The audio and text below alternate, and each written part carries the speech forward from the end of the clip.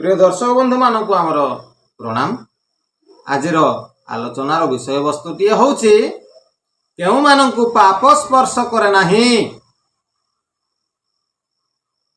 जेउ माने फल आशा त्याग करी परमेश्वरक निमित्त कर्ममान करुथांती सेमानंकु पाप स्पर्श करे नाही। यार अर्थ जे कौनसी भी कर्म करंतु से कर्मटी आपण केवल करि परिबे, किंतु तार फल कौन मिलिबो से होछि प्रभुंक निष्पत्ति ही हबो।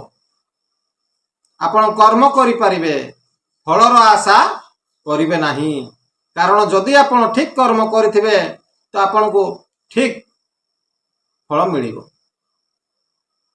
पंचम अध्याय 10